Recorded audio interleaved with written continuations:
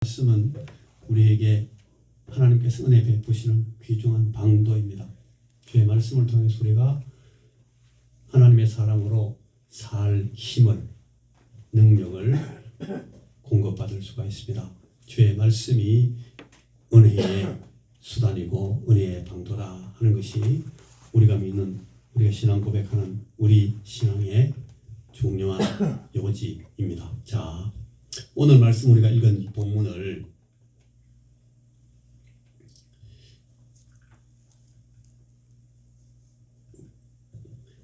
우리가 아까도 읽은 대로 제가 말씀을 여러분들에게 상기를 시켜드렸습니다만 두려움에 관한 얘기입니다. 자, 오늘 설교 제목 읽어보시겠습니까? 위에 줄 지금 시작. 지금 당신에게 두려움이 있습니까? 자, 여러분 간단하게 말하면 무서움이 있습니까? 무섭습니까? 뭐이 무섭습니까? 그 말입니다. 오늘 예수님의 제자들이 예수님의 부활을 당면했는데 부활을 당면한 이 제자들이 의외로 아주 무서워하고 있습니다. 여러분 어떤 신앙 상담을 전문으로 하는 한 목회자가 쓴 글에 우리 그리스도인들, 예수 믿는 사람들입니다. 그리스도인들이 자주 빠지는 두려움의 한 6가지 유형을 설명한 적이 있습니다. 그 내용을 보니까 내가 너무 무기력하다, 무능하다, 무력하다 하는 이유 때문에 우리가 두려움에 빠진대요. 예수 믿는 내가 너무 무력하다. 그런 생각을 하게 되면 두려워진다는 거예요. 그 다음에 두 번째 보니까 내 미래가 너무 어둡다. 내일 나의 장래 혹은 내 가정의 장래, 내가 사랑하는 내 아들, 내 자녀들의 장래를 생각하면 어둡다 너무. 그래서 장래에 대한 어두움 때문에 두려워한다는 거예요. 세 번째는 너무 나에게 과중한 헌신을 요구하는 것 때문에 내가 두려움에 빠진대요. 너무 과중한 헌신을 요구받으면 우리가 두려움에 빠진대요. 예수 믿는 사람들 얘기해요. 그리고 네 번째 보니까 난 또 실패할 거야. 난 또 시험에 빠질 거야. 실패에 대한 그 예단이 우리를 두려워하게 만든대요. 그리고 또 하나는, 다섯 번째는 외롭다. 나는 외롭다. 내가 외롭다는 마음을 갖게 되면 두려움에 빠진대요. 고독하다. 이 외롭다는 것이 우리를 굉장히 두렵게 하는 것 같습니다. 그 다음에 제일 마지막으로 그리스도인들도 계속 두려움에 빠지는 하나의 문제가 죽음이라는 거예요. 죽을 일, 죽을 날, 죽음에 대해서 우리가 생각할 때 두려움에 빠진다. 예수 믿는 사람들에 관한 얘기예요. 여러분 이런 것들이 우리에게도 이런 두려움이 있을 수가 있습니다. 오늘 이 부활의 아침, 그날 그 상황을 지배하던 그 제자들의 감정은 승리와 반가움의 환희, 그리고 열광이 전혀 아니었다는 사실이 성경을 보는 우리를 정말 황당하게 만들고 당황하게 만듭니다. 더욱이 그날을 장악하고 있던 그 무거운 분위기가 두려움이고 공포고 무서움이었다는 사실이 우리를 더욱 당황하게 만듭니다. 야, 이 예수님이 부활했는데 하나같이 다 두려워하는 거예요. 사람들이 무서워하고. 사람들은 왜 이토록 이 두려움에 사로잡힐까? 무엇 때문에 우리는 무서워하면서 사는가 하는 것을 오늘 우리가 잠시 동안 생각을 해봅니다. 여러분, 우리 자신들을 자신의 영적인 상태나 내 자신의 이 신앙적인 이 상황을 이 말씀 앞에 내놓고 한번 비견해 봅니다. 예수님께서 부활하셨지만 사람들은 이 예수 부활의 사실을 첫째로 믿지 않았어요. 예수님의 부활 사실을 전혀 믿으려 하지 않았을 뿐 아니라 이 예수 부활 이 사실을 탁 당면하고 들었을 때 그들의 가장 우선적인 반응은 무엇보다도 두려움이었습니다. 마가복음 16장 8절에 보니까 몹시 놀라서 떨며 도망했다. 무서워하여 말도 못했다고 써놨어요. 야, 여러분, 예수님께서 부활하셨다 그러는데 화들짝 놀래가 막 도망하셨다는 거예요. 이 맞습니까? 그런데 다 그랬습니다. 예수님 부활하셨다는데 아이고 예수님 부활하셨네요 이렇게 나가야 되는데 전부 다 예수의 부활을 만나고 나서 뭐 했다고? 도망쳤어. 돌아서 가지고 막 튀었다는 거예요. 여러분 왜 그랬을까요? 왜? 여러분 우리는 어떻겠습니까? 우리가 만약 거기에 그 자리에 우리가 있었더라면 예수의 부활 자리에 내가 탁 당면하고 나왔으면 우리는 어땠을 것 같습니까? 이게 오늘 우리가 생각해보는 이 상황에서 우리가 상고해 보려고 하는 이 말씀의 내용입니다. 한 세 가지, 세 사람이 이 세 그룹의 사람들이 두려움에 빠진 이유들을 한번 살펴보면 첫째, 무덤을 지키는 사람들입니다. 지키던 자들. 무덤을 지키던 자들의 두려움, 큰 두려움을 우리가 마태복음 28장 아까 읽었던 본문 4절에 이렇게 나옵니다. 지키던 자들이 그를 무서워하여 누구를 무서워했나? 천사들을 무서워해서 떨며 죽은 자들과 같이 되었다. 죽은 사람과 같이 되었다. 당연합니다. 이거는 왜 당연한가 하면 이 사람들은 지금 자기들이 알고 있어요. 대단히 옳지 못한 일에 걸려들었다. 우리가 대단히 옳지 못한 일에 걸려들었다는 사실을 자기들 스스로 지금 알고 있기 때문에 무조건 지금 이 사람들은 어떤 상황이든지 앞에 닥치면 어떡하나 두려워할 수밖에 없어요. 이 말씀, 이 상황이 있기 바로 직전에 마가복음 16장에 보면 자기들의 중대장, 이 지키는 자들이 사병들이었을 텐데 이 군병들과 이 대제사장과 성전 지키는 그 나졸들과 함께 하고 있던 이 로마 군병들이 자기들이 모시고 있는 자기들의 중대장, 자기들의 백부장이 하는 말들을 자기가 다 들었습니다. 그리고 그가 하는 말이 무슨 뜻인지를 상당히 이해를 했을 겁니다. 공감했습니다. 무슨 말을 하는가 하면 예수께서 잡히시고 고난당하시고 순식간에 죽임당하시는 하루 이틀 상간에 그냥 막 와다닥 많은 사람들의 존경을 받던 그 예수께서 죽임당하는 상황을 보고 그 이전과 그 상황의 진행을 보고 있던 그 백부장이 여러분 갈릴리에서 파견되던 백부장, 그 사람이 자기 친구예요. 그 친구가 자기 하인이 막 열병이 나서 죽으려는데 예수께 가서 내 수하가 지금 죽으려고 하는데 좀 살려주십시오 해가지고 예수께서 살리시는 걸 봤어요. 그걸 보고 이 백부장, 그러니까 이 예수님께서 십자가에 못 박힐 때 그 사형 집행하던 집행관 백부장의 아주 친한 친구였을 텐데 그 친구가 예수를 통해서 그 하인이 열병에서 치료함을 받고 낫는 그 상황을 쭉 얘기를 들었을 거예요. 여러 번 들었을 가능성이 많아요. 그 얘기만 했겠어요. 그 친구가 자기가 그 예수를 얼마나 놀랍게 존경할 수밖에 없었던지, 이 나사렛 선지자라는 분이 얼만큼 영역이 탁월하신 분이고 뛰어난 분에 대해서 많이 이야기했을 거예요. 그런데 사람들 가운데 이 바리새인들과 이 성전을 중심으로 하고 있는 성전 종교를 갖고 있는 이 유대 종교 지도자들이 그 예수님을 질투하고 막 미워하고 죽이려고 하고 아주 난처하게 만들기 위해서 사람을 몰고 가고 하는 그런 것들을 이 다른 친구 백부장이 다 듣고 알고 있었어요.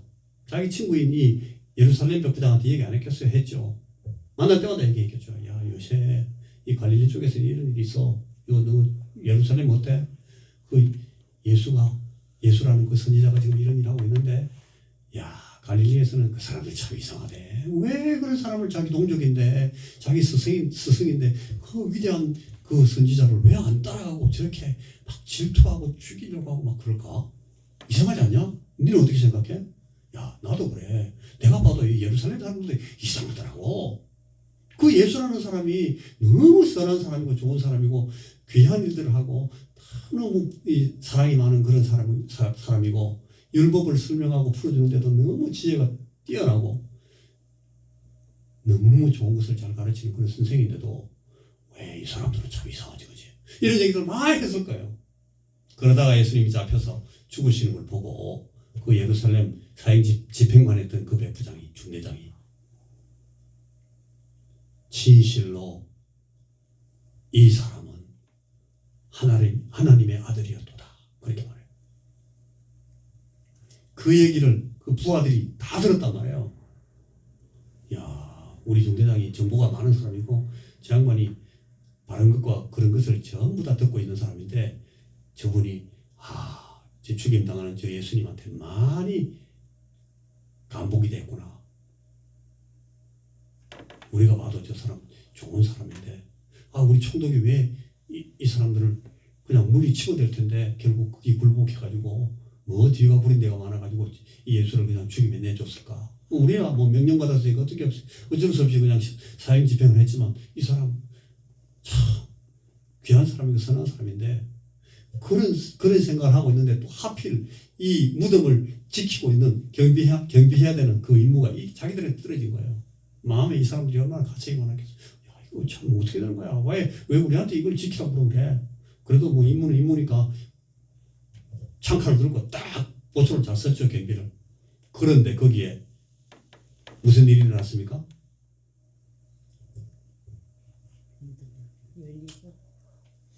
2박 후에 2박 3일째 새벽에 그냥 천사들이 나타나는데 막 땅이 흔들리면서 분위기 잡는 거죠.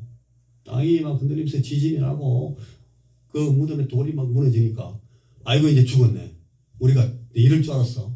내가 괜히 여기 끼어들어가지고 내가 이런 일을 당하니까 내가 왜 끌려들어가지고 이런 고통을 당해. 그러면서 이 옳지 못한 일을 하던 자들에게 예수 부활의 그 사건 자체가 아주 큰 충격과 두려움으로 다가왔을 거예요. 그게 이 62절에서 66절 사이에 그 어떤 경과를 통해서 이 일이 자기들에게 떨어졌는지 우리가 이미 많이 생각했던 말씀인데, 여러분 그 이튿날 준비일 다음 날이라 대제사장들과 바리새인들이 함께 빌라도에게 모여서 이르되 주여 저 속이던 자 예수님을 말해요. 속이던 자가 살아있을 때 말하된 내가 사흘 후에 다시 살아나리라 한 것을 우리가 기억하노니. 들었다는 거예요. 들었어요. 이 사람들이 전에 들었어요. 부활한다고 그랬다. 제자들은 다 까먹었는데 이 사람들은 그 얘기 듣고 또 섬뜩해가지고 저 사람이 그런 얘기했다. 그러니까 이런 일 절대 생기지 않도록 사전에 우리가 차단해야 되니까, 만약 다시 사람이 벌떡 일어나면 그냥 그 자리에서 때려 죽이더라도 절대 그런 일이 있으면 안 되니까 경비 단단히 설 수 있도록 부대 좀 주십시오. 병사들 좀 주십시오. 해가지고 빌라도가 너희에게 내가 경비병을 보내줄 테니까 너희들 경비병과 합해가지고 힘대로 굳게 지켜라. 뭐 사람 시신 하나 지키는 거 그거 뭐 병력들이 많이 필요하겠어. 그러나 최대한 내가 많이 줄 테니까 가서 지켜라. 그러니까 경비병 오늘 여기 사람들이에요. 지키던 자들. 이 경비병과 함께 가서 돌을 인봉하고, 큰 돌 자체도 움직이지 못하는 큰 돌인데 그 돌을 막아놓고 그 위에다가 빌라도 총독에 인봉을 해가지고 건드리면 전부 다 사법적으로 처리하겠다. 절대로 다가오지도 마라. 막 꽝 인봉을 해놓고 무덤을 굳게 지켰습니다. 그런데 거기 이 경비병들 앞에 큰 지진이 나고 주의 천사가 하늘로부터 내려와서 돌을 굴려내고, 천사가 돌을 굴려냈어요. 그 돌 위에 앉았어요. 그 형상이 번개 같고, 여러분 상상해 보십시오. 뭐 어떤 모양이었겠어요? 번개 같다. 번쩍번쩍했다는 거예요. 그 옷은 눈같이 희건을, 이 사람들이 알기에 제일 하얗면서 제일 희면서 이렇게 빛이 나는, 그 자기들이 경험한 모든 물체 중에 가장 이 하얀, 그 하얀색이 이 눈이었기 때문에, 쌓인 눈이 어두움 속에서 빛을 반사하는 그 느낌을 이 사람들이, 이 천사들에게서 받은 거예요. 아, 눈같이. 그걸 보고 이 지키던 자들이 무서워했다. 이 옳지 못한 일을 하던 사람들에게 예수 부활의 상황은 큰 충격과 두려움이었다는 거예요. 여러분, 우리가 두려움을 갖는, 인간이 두려움을 갖는 굉장히 중요한 상황이 여기 나와 있어요. 스스로 의롭지 못하고 선하지 않은 자리에 터잡고 있는 동안 인간의 양심은 하나님을 두려워하게 되어 있습니다. 그래서 죄인들은 다 두려움 앞에 잡혀 있습니다. 자신을 잃습니다. 자기 확신을 잃고 의롭고 거룩하신 하나님의 심판, 하나님의 편결을 두려워할 수밖에 없어요. 아이고, 내가 이 짓 하다가 내 죽지. 내가 이 짓 하다가 맞아 죽을 거야. 내가 여기 경비 서고 있다가 내 틀림없이 하나님한테 벌 받을 거야. 그 선한 사람을 죽이고 그 선한 사람을 무덤에 집어넣고 지금 경비를 썼으니 내가 이게 잘 될 리가 있나? 마음속에 막 두려움이 있는 거예요. 하나님의 불꽃 같으신 시선을 완전히 무시할 만큼 인간이라는 존재는 사실 단단하지 않습니다. 죄인들이 마찬가지입니다. 인명은 그런 배포를 가질 만큼 길고 질기지 못합니다. 모든 사람이 똑같습니다. 두렵습니다. 선하지 못한, 의롭지 못한 일에 투입되어 있을 때는 두려움이 사로잡히게 되어 있어요. 그런데 문제는, 여러분, 이 문제는 두려움을 갖는다 하는 것만으로, 무서워한다는 것만으로 선한 양심은 절대 회복되지 않습니다. 이 사실을 잘 보셔야 됩니다. 이 사람들이 자기들이 잘못하고 있다는 거 알아요. 나쁜 짓 하고 있다는 거 알아요. 나쁜 놈들하고 지금 같이 하고 있어요. 나쁜 놈들이 시키는 일을 지금 하고 있어요. 맞아 죽지 내가 이러다 하나님한테 벌 받을 것 같아 라는 생각을 갖고 두려워한다는 거예요. 두려워하는 것 자체가 이 사람을 더 선하게 만들지 않습니다. 그 선한 양심을 회복해 주지를 않습니다. 나는 그래도 두려워하잖아. 나는 무서워하잖아. 아무것도 아니고 내가 두려워한다는 걸 가지고 그래도 야, 내가 양심은 있구나, 그렇게 생각하지 말라는 거예요. 두려움에 대한 그런 꾸밈 없는 반응만으로 의로운 심령이 회복되지를 않습니다. 사탄은 오히려 더 완악하고 교묘한 그런 용기를 주고 계략을 꾸며줍니다. 그래서 그 인생의 두려움을 비틀어 가지고 다른 단계에 자기 모면책을 강구하도록 계속 부추깁니다. 이 사탄은 그렇게 합니다. 우리 마음 가운데 양심이 있어가지고 두려움이 생기는데도 그 두려움을 아니야 괜찮아 그렇게 하지 마, 그걸 이길 수 있어 그러면서 도로 용기를 막 준다는 거예요. 사단의 이러한 제한, 인간적인 타협이라는 그런 해결책은 인생을 이 절박한 두려움에서 건져내지 못합니다. 더 깊은 두려움을 끌고 들어갑니다. 두려움 가운데서 토로하는 이들의 중대장, 그 백부장이 내놓은 그 자백을 우리가 다시 생각해 봐야 됩니다. 아, 진실로 이 사람은 하나님의 아들이었다. 이분은 하나님이었어. 그렇게 말하는 이 사람. 그런데 그 마태복음 27장 54절에 보니까 마가복음 아까 15장에 있는 말씀을 이렇게 놨습니다. 백부장과 및 함께 예수를 지키던 자들이 지진과 그 일어난 일들을 보고 심히 두려워하여 이르되, 이 사람이 말할 때에 두려움을 가지고 말했어요. 마가복음에 나타나 있지 않는데 마태복음에 나타나 있어요. 일어난 일들을 보고 심히 두려워하여 이르되 이는 진실로 하나님의 아들이었도다. 믿음으로 새겨요. 오, 하나님의 아들이구나. 내가 이 하나님의 아들을 의지하고 믿고 이 아들의 말씀을 잘 듣고 이 하나님의 아들이 내게 주신 그 말씀에 따라 내가 신앙을 갖는 사람이 돼야 되겠다. 이렇게 나간 게 아니고 부들부들 떨면서 두려움 가운데서 자기 마음 안에 일어나는 일들을 고백했어요. 진실로 하나님의 아들이었다. 마가복음 15장 39절이 똑같이 그 말씀. 이 사람은 진실로 하나님의 아들이었다. 하나님의 아들이었다는 사실을 알면 이 사람이 어떻게 해야 되겠어요? 이 사람이 당연히 하나님의 아들을 만났으면 이분이 하나님의 아들이다라는 확신이 들었으면 그걸 제대로 반응했어야 되는데 그걸 안 했어요. 못했어요. 자, 계시록 2장 16절에 이런 말씀이 있습니다. 계시록 2장 16절 말씀 제가 읽어드릴게요. 그러므로 회개하라. 그리하지 아니하면 내가 네게 속히 가서 내 입의 검으로 그들과 싸우리라. 초대교회 교인들, 교회 가운데 버가모 교회라는 교회가 있었어요. 버가모 교회에 있는 이 교인들이 중요한 실수를 범하는데 이 옛날 그 모압 사람 발람이라는 이 이방 선지자를 끌고 들어와가지고 이스라엘 백성들을 막 저주하게 하고 그리고 이스라엘 백성들 하여금 우상 숭배에 빠지도록 그렇게 유도하도록 이 모압 사람들에게 매수를 당했어요. 그래가지고 알면서 의롭지 못한 일이다. 내가 이 짓 하면 맞아 죽는다. 거룩하신 하나님 앞에 굉장히 나쁜 짓이라는 걸 알면서 이 사람이 타협을 했습니다.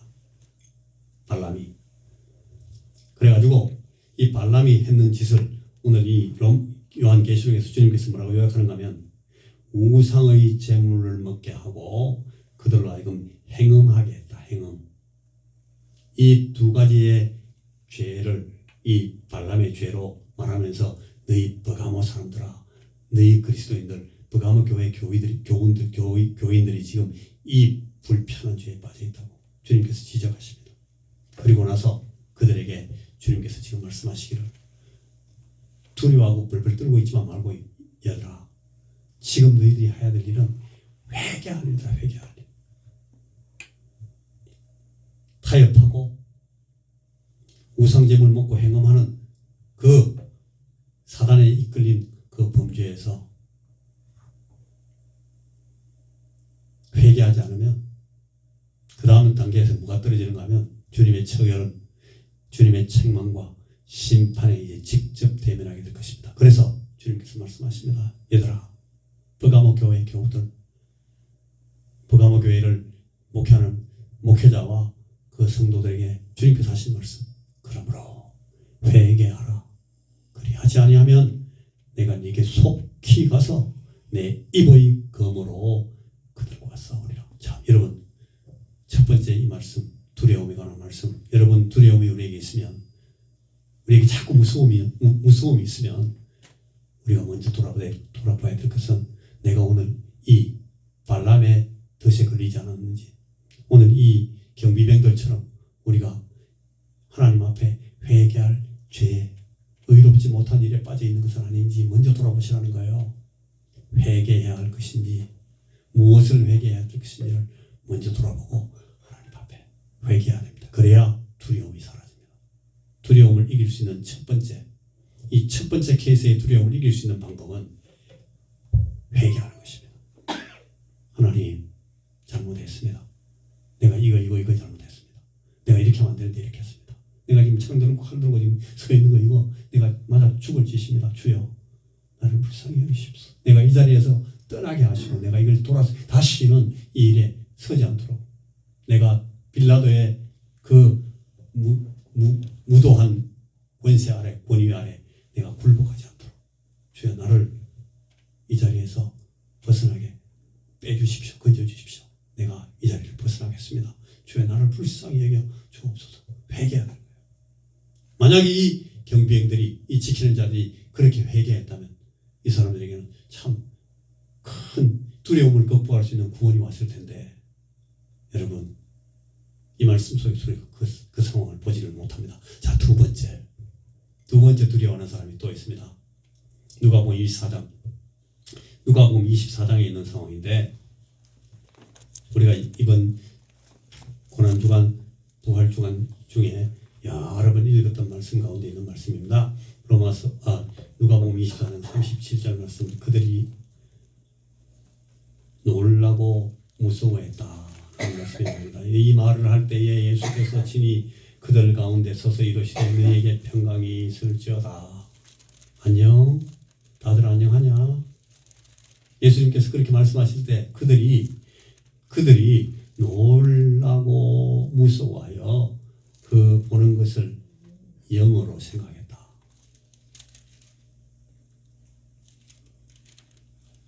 이 사람들이 의심의 여지가 없이 주님을 많이 사랑하는 사람들입니다.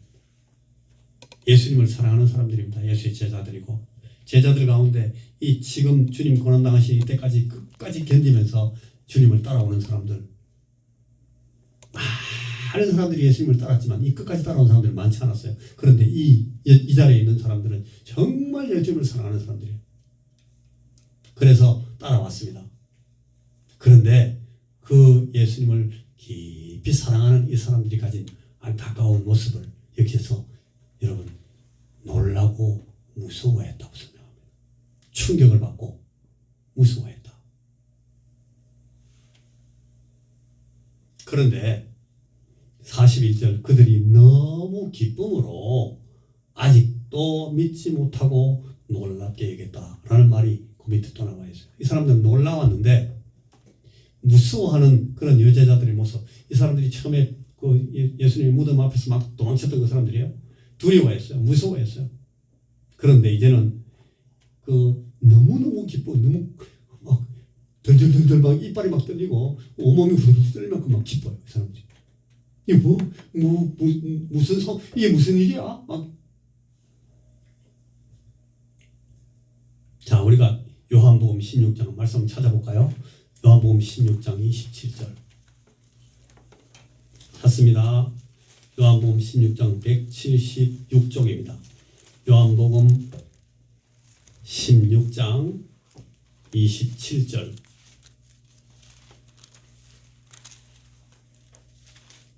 요한복음 16장 27절 읽습니다. 같이 시작. 이는 너희가 나를 사랑하고 또 내가 하나님께로부터 온 줄 믿었으므로 아버지께서 친히 너희를 사랑하십니다. 이 제자들이 하는 말씀입니다. 바로 이 제자들인데 이들이 예수님을 사랑한대요. 주님께서 하시는 말씀. 사랑하는 사람들입니다. 그리고 내가 하나님께로부터 온 줄을 믿었다. 이 사람들은 믿음 있는 사람들이에요. 예수님이 하나님께로서 온 하나님의 아들이고 하나님인 줄 믿었습니다. 엄청난 믿음입니다. 큰 믿음을 가진 사람들입니다. 제대로 된 이 주의 말씀을 받은 사람들이에요. 그래서 아버지께서 친히 사랑하신다고 그렇게 말해요. 너희가 나를 사랑한다.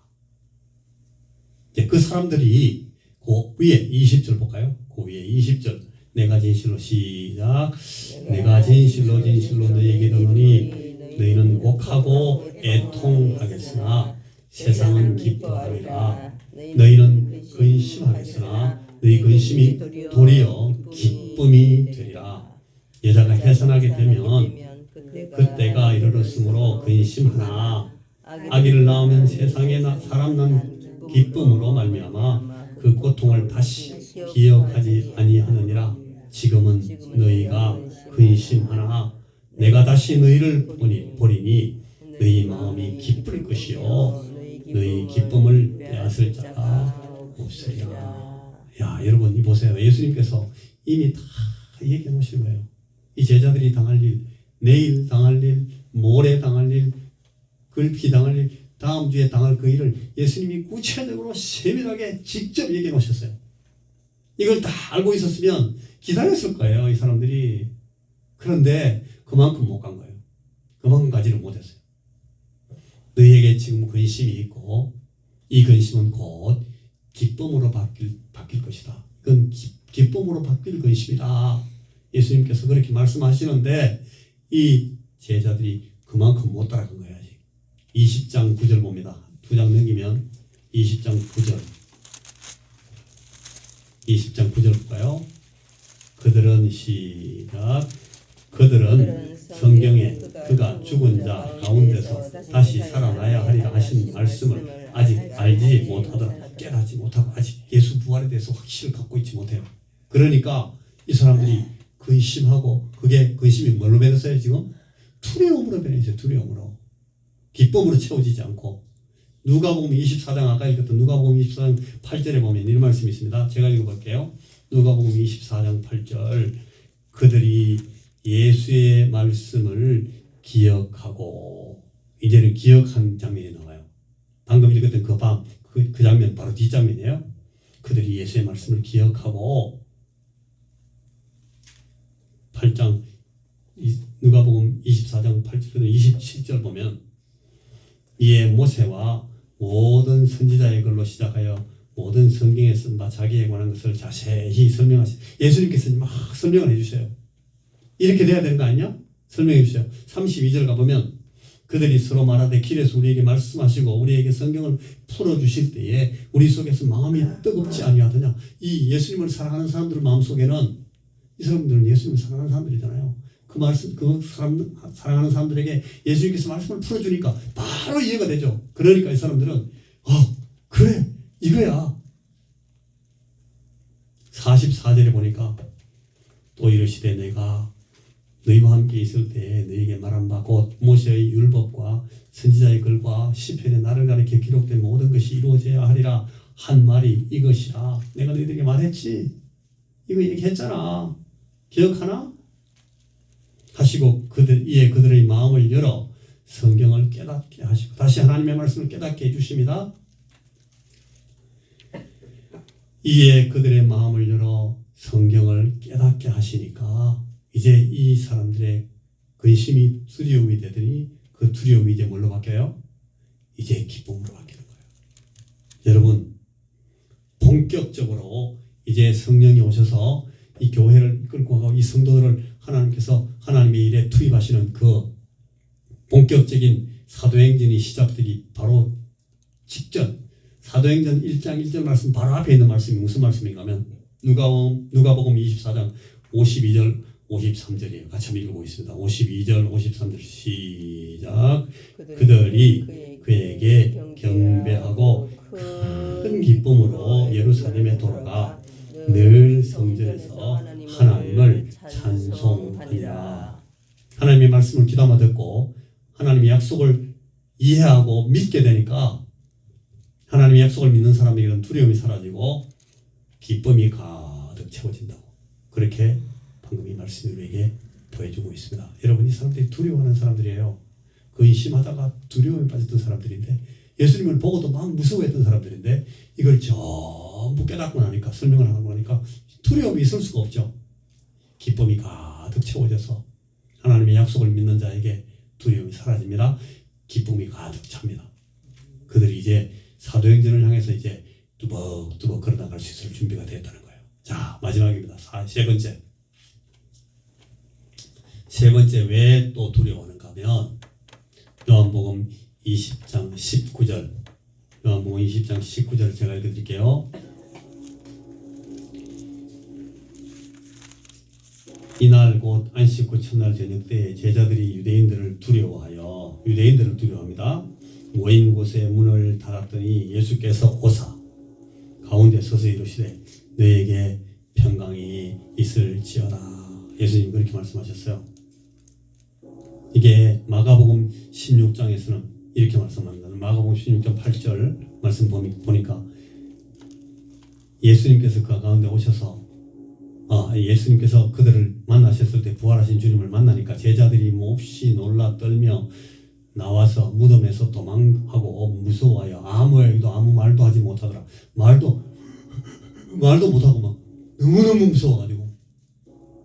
여러분, 도무지 믿지 않는 자에게는, 진리의 말씀을 믿지 못하고 우리 예수님께서 하신 말씀들을 믿지 않고 주님이 우리에게 어떤 분인지를 제대로 믿음을 갖고 대하지 못하는 자에게는 두려움이 가득하다는 거예요. 왜 그런가 하면 이 두려움이라는 것은 심판과 책벌의 영, 사단이 우리에게 주는 압박이기 때문에 그래요. 믿음 없는 사람들에게 이 두려움이 와요. 여러분, 이게 가장 가까이에서 주님을 따르던 남녀 제자들의 얘기입니다. 심지어 이들 가운데 몇몇 사람, 상당수는 바로 불과 며칠 후에 주님이 직접적인 보냄을 받아서 이제 사도들로 세워진 사람들이에요. 사도들은 그 전에도 없었고 그 후에도 없었을 만큼 예수님께서 직접 세운 놀라운 직책, 전무후무한 그런 위대한 직책을 맡은 그런 사도들의 자리에 올라갈 사람들인데, 그렇게 세워진 사람들인데, 그 사람들이 지금 이렇게 되어 있어요. 예수님의 인격, 그리고 예수님의 약속에 대해서 불확실한 입장을 갖고 있으면, 그리고 의심과 불안감에 사로잡히게 된 때에는 두려움이 엄습하고 무서움이 그 사람을 지배하게 된다는 거예요. 예수님의 제자들이지만, 큰 사도들로 세워진 사람들이지만, 그 사람들이 주님의 인격, 주의 말씀, 주님의 약속에 대해서 분명한 확신을 갖지 못하고 벌벌벌 의심하고 떨고 있을 때, 불안감에 사로잡혔을 동안에는 이 사람들도 두려움에 잡히고 무서움의 지배를 당하게 된다는 거예요. 요한복음 4장 18절에, 요한일서 4장 18절에 보면 이 말씀이 있습니다. 같이 앞에 그 말씀 읽어볼까요? 요한일서 4장 18절, 사랑하는 시작. 사랑 안에 두려움이 없고 온전한 사랑이 두려움을 내어 쫓나니 두려움에는 형벌이 있습니다. 두려워하는 자는 사랑 안에서 온전히 이루지 못하였느니라. 두려움이라는 이 현상을, 그 현상을 짚어 들어가 보면 아직 사랑이 부족하다는 거예요. 사랑이 없어서, 사랑 안에 두려움이 없는데 사랑이 아직 충만하지 못해가지고, 누구에 대한 사랑? 예수님의 사랑, 하나님께서 우리 주신 그 사랑에 우리가 가득 차 있지 못하면 형벌을 두려워하는 두려움에 사로잡히는 거예요. 자, 로마서 8장 15절 시작. 너희는 다시 무서워하는 종의 영을 받지 아니하고 양자의 영을 받았으므로 우리가 아빠, 아버지라고 부르짖느니라. 두려움의 형벌의 영에 잡혀 있으면, 무서워하는 종의 영에 잡혀 있으면 절대 자유롭지 못해요. 두려움을 이길 수가 없어요. 그런데 이제 우리에게 그 두려움을 이기는 영을 우리 주님께서 약속하시고 우리에게 보내주십니다. 자, 요한복음 15장 21절에서 27절 다 같이 볼까요? 요한복음 15장 27절 다 찾습니다. 173페이지. 아까 우리가 읽었던 말씀 바로 앞에 있는 거예요. 자, 요한복음 15장 21절 174조, 신약성경 174조 찾았습니까? 요한복음 15장 21절 같이 쭉 밑으로 읽습니다. 21절. 그러나 시작. 그러나 사람들이 내 이름으로 말미암아 이 모든 일을 너희에게 하리니 이는 나를 보내신 이를 알지 못함이라. 내가 와서 그들에게 말하지 아니하였더라면 죄가 없었으려니와 지금은 그 죄를 핑계할 수 없느니라. 나를 미워하는 자는 또 내 아버지를 미워하느니라. 내가 아무도 못한 일을 그들 중에서 하지 아니하였더라면 그들에게 죄가 없었으려니와 지금은 그들이 나와 내 아버지를 보았고 또 미워하였도다. 그러나 이는 그들의 율법에 기록된 바 그들이 이유 없이 나를 미워하였다 한 말을 응하게 하려 함이라. 내가 아버지께로부터 너희에게 보낸 보혜사 곧 아버지께로부터 나오시는 진리의 성령이 오실 때에 그가 나를 증언하실 것이요 너희도 처음부터 나와 함께 있었으므로 정언하느니라. 여러분, 사람들이 착하고 못됐고 관계없어요. 이 사람들이 그냥 예수님을 미워해요. 이분이 하나님인 것을 알고도 미워해요. 하나님이 그것을 주님께서 보여주셔도 그걸 보고서도 누구를 미워해? 예수님을 미워해요. 두려움의 영에 잡혀있기 때문에 그래요. 그러나 진리의 성령을 우리 주님께서 보내주시면, 보혜사 성령님께서 오시면 사람이 바뀝니다. 하나님을 두려워하는 사람들이 하나님을 사랑하게 됩니다. 하나님을 미워하는 사람들이, 아버지를 미워하는 사람들이 사랑하게 된다니까요. 누가? 성령께서 오셔야. 사람들이 결심한다고 되는 게 아니라는 거예요. 마음 먹고 내가 단단히 예수 믿어야지. 나는 예수님을 사랑하고 예수님을 섬겨야지. 옛날에 내가 부처님 사랑했던 것처럼 예수님 사랑할 거야. 그렇게가 되는 게 아니라는 거예요. 누가 오셔야 돼? 보혜사 성령께서 오셔야 우리의 마음을 바뀌게 해주신다는 거예요. 그가 오셔야 이 두려움을 이길 수 있게 해줘요. 두려움에 사로잡힌 그 영을 우리가 벗어날 수 있게 해주신다고요. 주님은 성령을 통하여 당신을 더욱 깊이 알게 하시고, 이로써 우리가 담대함을 갖게 하실 것을 지금 미리 고난 당하기 전에 예수님께서 미리 다 말씀하시잖아요. 요한복음 15장 21절에서 27절 말씀은 아직 예수님이 잡히시기 훨씬 전에 있는 말씀이에요. 그 전에 이미 주님께서 다 말씀하십니다. 이렇게 된다. 너희들이 지금 이렇게 되고 있고, 내가 이 세상에 이들 앞에서 내가 얼마나 하나님의 그 사랑을 보여줬느냐. 세상에 아무도 나타내지 못하는 방법으로 내가 하나님을 계시하지 않았느냐. 저들이 하나님을 보았고 또 나를 보지 않았느냐. 그럴 때도 나를 미워하지 않느냐. 하나님을 미워하지 않느냐. 그러나 보혜사 성령께서 오시면, 내가 그분을 보내드릴 텐데, 너희들에게 보낼 텐데, 그분이 오시면 아버지께로부터 나오시는 진리의 성령이 오실 때에 그가 나를 증언하실 것이고, 너희들도 나와 함께 계속 있었으니까 내가 누군지를 잘 알지, 너희들도 증거할 거야. 이 증언을 통해서, 이 증거를 통해서 이제 세상 사람들이 그 미워하는 것을 떨치고 하나님 앞으로 돌아오게 된다고. 여러분, 사도행전 그 뒤에 바로 한두 장 넘기면 사도행전 나오는데, 사도행전 2장 1절에 이런 말씀이 있어요. 오순절 날이 이미 이름에 그들이 다 같이 한 곳에 모였더니, 거기 누가 오셔요? 이제 성령님이 강림하십니다. 14절 보니까 베드로가 11사도와 함께 서서 소리를 높여 이르되, 유대인들과 예루살렘에 사는 모든 사람들아, 이 일이 무슨 일인지. 이게 세술에 취한 게 아니야. 지금 이런 이유를 내가 설명을 해줄게. 성령이 오신 것을 설명해 줍니다. 36절 보면, 그런 적 이스라엘 온 집은 확실히 알지니 너희가 십자가에 못 박은 이 예수를 하나님이 주와 그리스도가 되게 하셨느니라 하면서 크게 증거합니다. 성령에 충만해가지고 이 베드로가 갑자기 겁이 많던, 벌벌벌 떨던, 숨던, 도망치던 이 베드로가 용감하게 서서 말씀합니다. 사도행전 4장에 가면 13절에 이런 말씀 나와요. 아브라함의 4장 13절, 그들이 베드로와 요한이 담대하게 말함을 보고, 두려움이 있어요, 없어요? 두려움이 없었어요.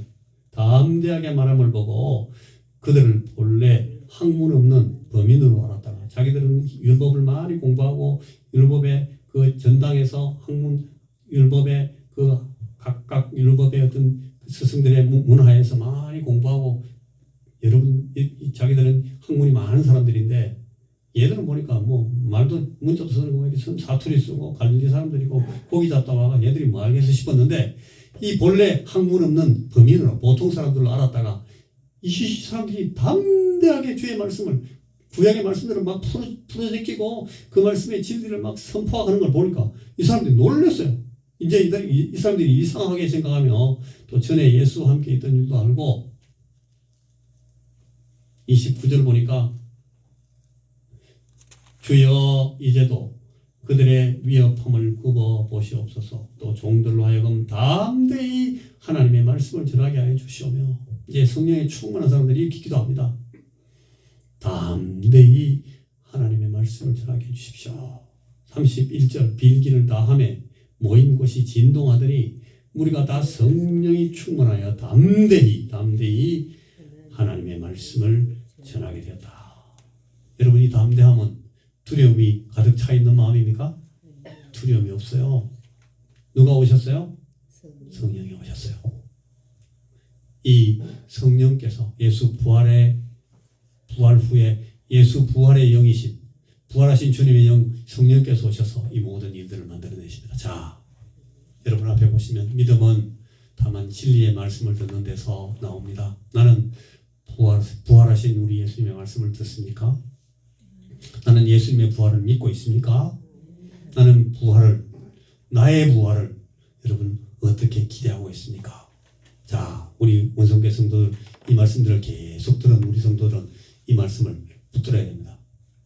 여러분 오늘 우리에게 남아있는 과제는 무엇입니까? 그것은 예수님의 부활이 나에게 이야기하는 그 부활의 결과로서 확실히 일어난 일, 부활의 일, 그리고 지금 이 부활의 생명이 우리 가운데서 용솟음치고 움직여서 일어나고 있는 일, 그리고 이후에 다시 반드시 일어날 일에 대해서 여러분 우리가 충실히 이해하고 믿고 그것을 따라 나가야 하는 겁니다. 이게 우리에게 남아있는 과제들입니다. 자, 보라, 지금은 은혜 받을 만한 때요. 보라, 지금은 구원의 날이로다 하는 말씀입니다. 자, 우리가 다 같이 이 말씀을 마치는 기도를 합니다. 예수님 시작. 예수님, 저는 죄로 눈이 어두워진 죄인입니다.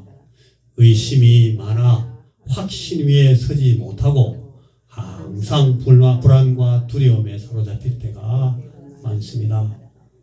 어떤 세상을 무엇을 향하여 왜 사는지도 모르고 하루하루를 그냥 지내면서 언젠가 다가올 내 삶의 끝을 막연히 바라보며 살 때가 너무나 자주 있습니다.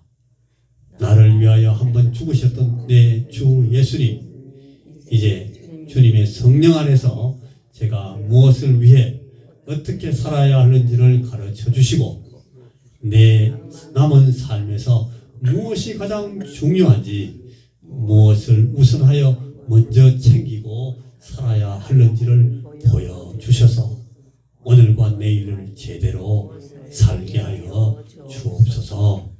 예수님 이름으로 기도드립니다. 아멘. 찬송 부르겠습니다.